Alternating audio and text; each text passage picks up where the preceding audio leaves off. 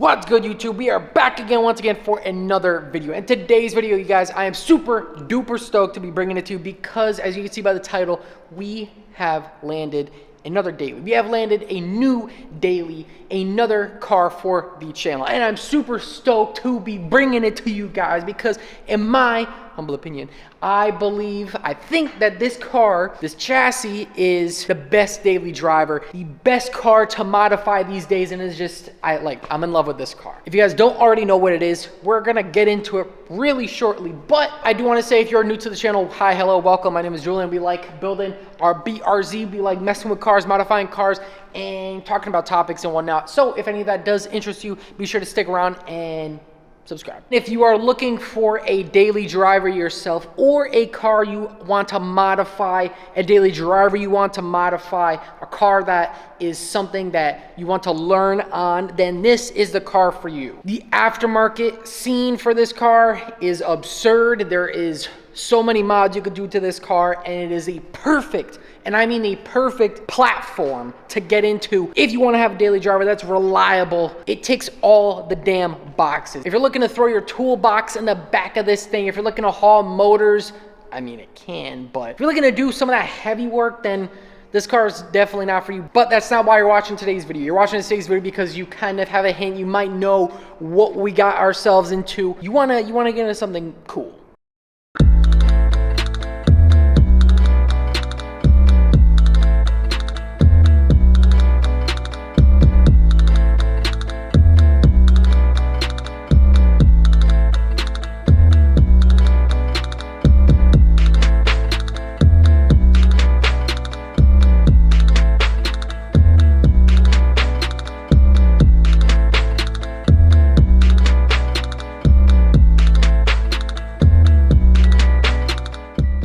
Here it is, guys, our 2015 Scion FRS. Yeah, yes, we got into another 8.6 chassis, and I could not be more happy with a freaking car. I mean, this thing, you might be saying, dude, you got you got another one of those. Listen, hear me out, dude. Hear me out. They're just that good. They're like, did the light go off? Did it go off? Yo, let's go. They're just that good. They're like, plain and simple, they're just too good. Almost the perfect car. I don't know what it is. The boxer motor is probably the only thing that like brings it one step down. I mean, the fact that it's NA, you know, it kind of makes the boxer a little more reliable. So we're chilling. That helps the center of gravity. So it's a freaking go-kart. If you guys saw my previous videos, you already know how I feel about the BRZ. It's a freaking go-kart, perfectly manufactured car. It's beautiful inside and out. We're gonna get into the kind of nitty gritty in particular of this FRS, of our new FRS here. But that's kind of the reason why is I wanted to jump into another 8.6. I wanted to get into another one. I want to get a first gen. Anything we do on the FRS, let's say we got to do something different to the FRS than to the BRZ, they're almost the same, like 90% the same. If we're looking at it that way, I mean, I'm gonna say it, dude. I think we're becoming the 8.6 master. We got the burrs and we got the furs. So we got tons of aftermarket support. They're super duper easy to work on. They drive like a dang go-kart. Pretty good gas mileage. I mean, you could boost them and make them go really fast. They're super duper lightweight. You guys could see we got steelies and winter tires on her. So, I mean, we're gonna be driving her in the winter. Parts are interchangeable. That is why the 8.6 chassis is one of the best daily drivers you could get in today. All right, so we're gonna jump into the details of our 2015 Scion FRS here. We drove all the way up to New Hampshire for it, and about a 3-hour drive from CT. They're not easy to find in decent condition, in good condition. A lot of them are modified. The car is completely stock, nothing done to it at all. We have our steelies on some winter tires here, got us through that snow in CT. We also got the stock wheels for this thing on a set of summer tires, and the stock wheels look freaking mint. Like, there's no curb rash. The previous owner was pretty meticulous on taking care of this thing. Maintenance records were perfect. Like, there was tons of maintenance records, which is really good if you're looking for one of these cars. On the inside, it is just, I mean, it's almost damn near flawless. Yes, there's, you know, some signs of wear with certain things like the steering wheel. You guys could see the seat It's still, the bolster is still good condition.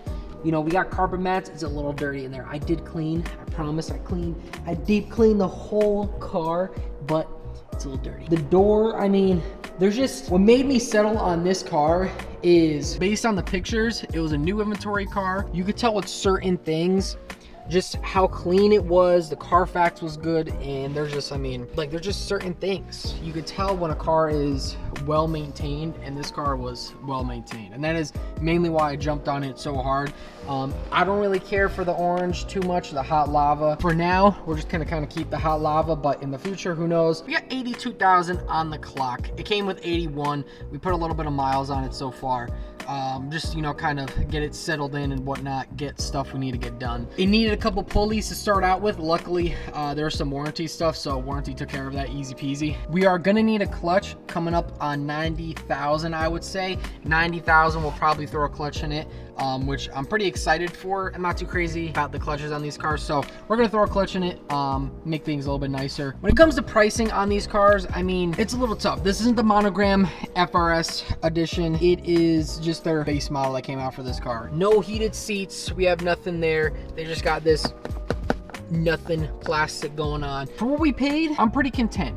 I'm pretty happy with what we got just because of the condition and the work that was done on the car. We got the factory head unit still in, which I kind of do want to swap out just because it's not the greatest. If you guys know already, then you know that the factory head unit is not the greatest. But we do have the factory head unit in here, which I do plan on swapping out, kind of going a little OEM plus with the speaker system in here, just to make it a little nicer. But like I said, man, everything is stock. We even have the stock shift knob still in here. I mean, you guys could see, it still looks good, dude. It still looks freaking good. There's not really crazy signs of wear anywhere. That's really what sold me on this car. It's just like, it's nice. And dude, the cluster on these cars are so good. The white cluster on these cars is just, it's chef's kiss. It's so good. One thing that we are missing is the armrest here, the center console armrest, which I don't know how I feel about it so far. Right now, I don't really mind it just because I don't want things getting in the way while I'm shifting. There's a lot of alternatives out there, the OEM not being one of them just because of how expensive it is. We got the carbon fiber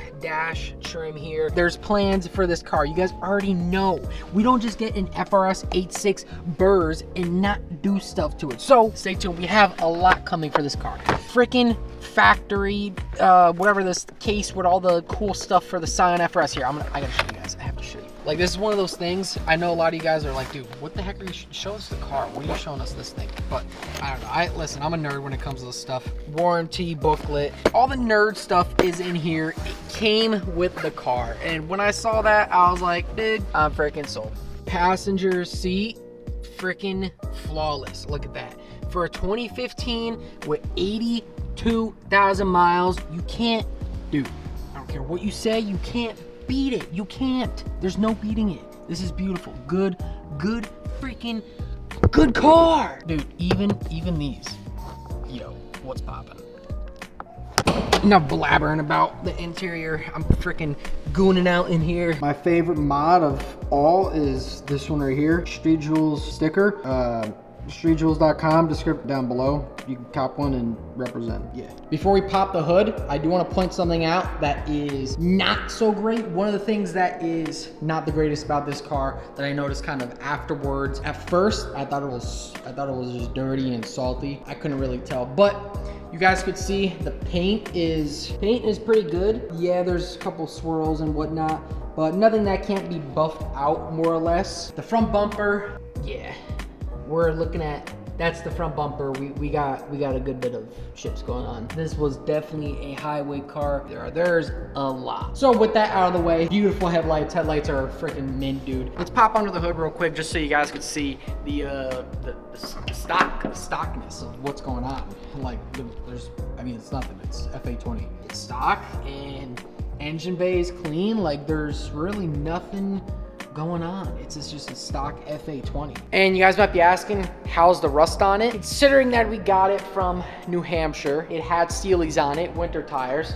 It was driven in the snow. Had a lot of salt underneath. I requested of the guy, I'm like, yo, you need to clean the salt off. If I'm buying this car, get rid of the salt. He did a decent job. I'm gonna show you guys underneath real quick.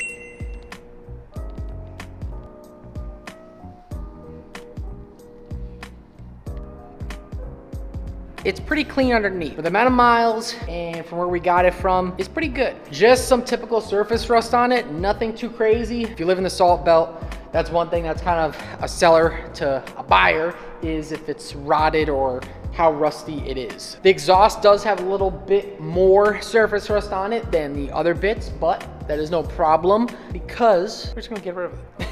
We are gonna throw tints on this thing.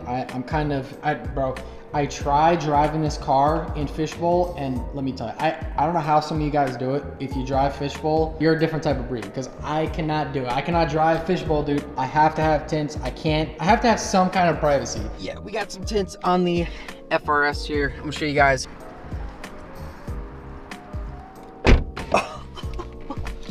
Dude, tints are it, bro. Every time I get them, I'm just, yo.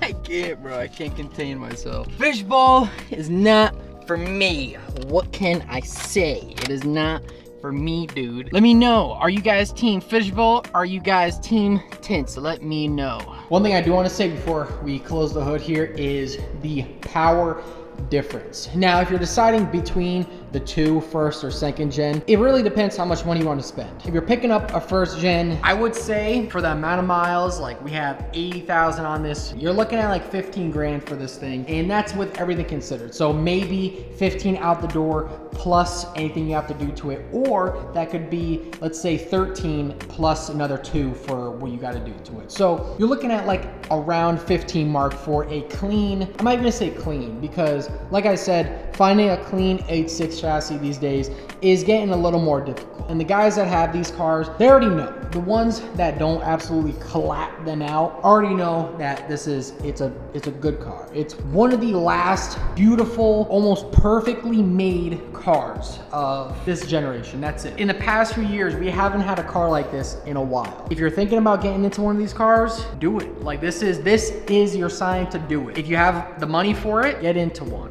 Squirrel. I was chasing squirrel for a second. Power difference. BRZ GR86, way more torque. Feels like a good bit more power. I'm not gonna lie. We're looking at more power with our BRZ there, especially because we got the headers and some other stuff coming up for it. But just comparing it now stock to stock, you can definitely feel more torque and more power, even on the highway. I mean, that thing, it just zips. Not to say this car doesn't, get up to speed, because it is really lightweight, and that's kind of where this thing shines, either on the highway or the back roads. It gets up to speed. It's zippy, and it's a go-kart.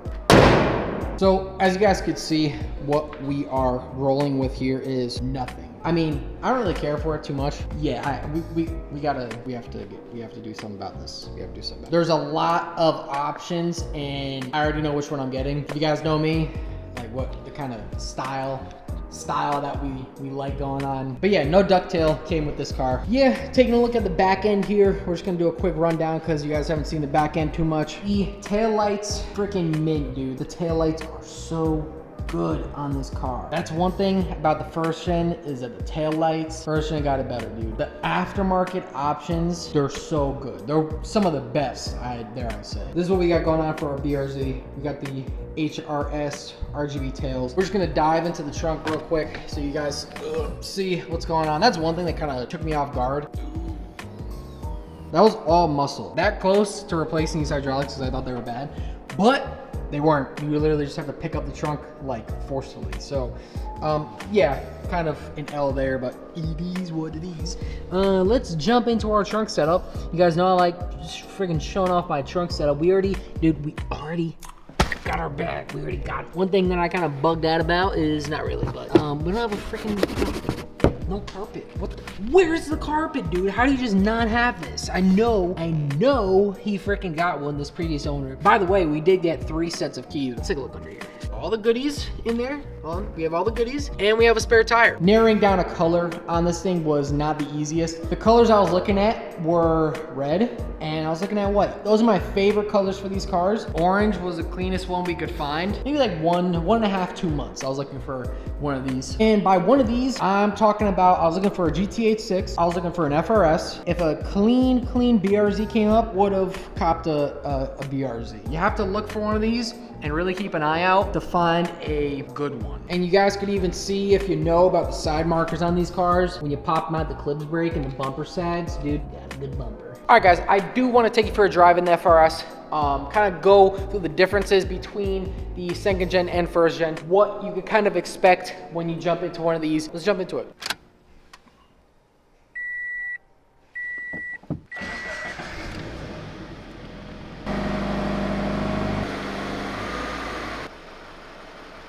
All right, we're in the FRS and we are ready to go. We have temps a good bit warmed up there, I'd say. And yeah, we're gonna go give her a whirl. Right now we do have the summer tires on, no more snowies. Still gotta warm up the tires too, so we'll do that.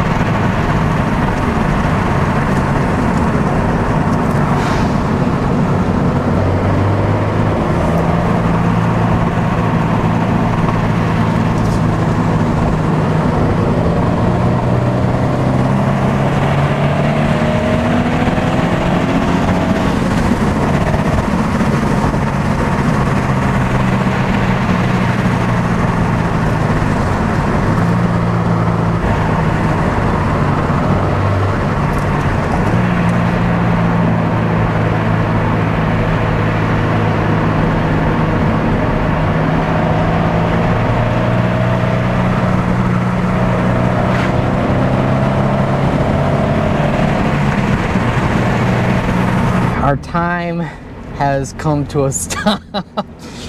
Dang it, man. I was really looking forward to grabbing a time for this car. It's tough, these the traffickers on this private road. All right, I feel like I didn't deliver to you guys, so I'm gonna see if I can run it back real quick.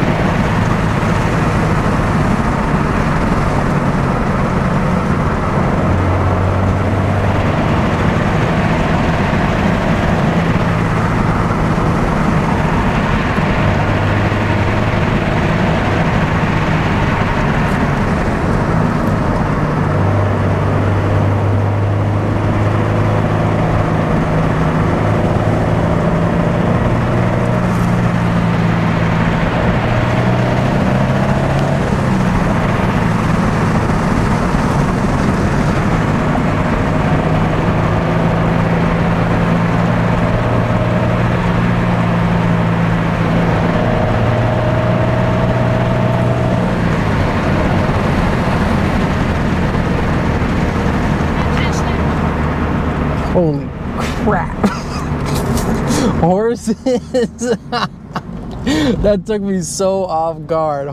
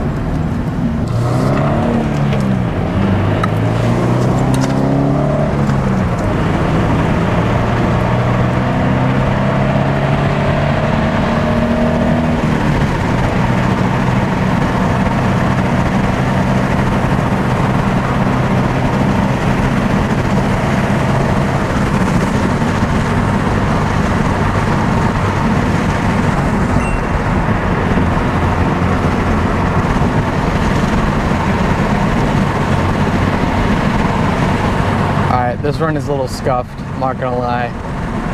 I think it's a little scuffed.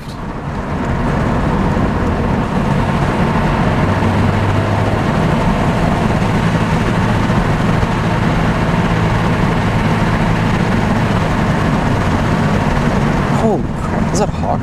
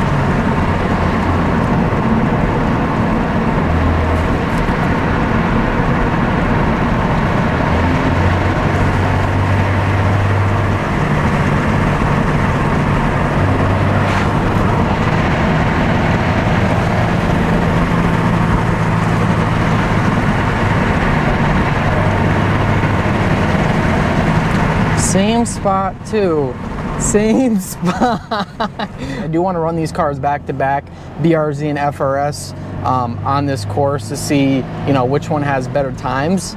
Obviously the BRZ is probably packing a little more power, but I don't know what it is. This car, the throttle is obviously it's cable, whereas in the BRZ it's electronic, and I mean, it's really, really responsive in this. To be fair, when I pulled the BRZ out of winter storage, I did throw a flash on it, so I know when we got the tune, it was very responsive, and I haven't felt that in a hot minute because we have been tuning it. I'm torn.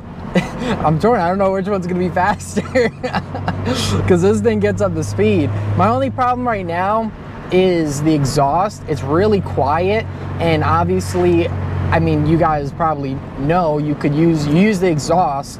You know, if it's got a little bit of tone to it, a little bit of more sound, a little volume, then, you know, it helps you shift. It helps, you know, because you could hear without looking at the RPMs. Do do do do do do do do.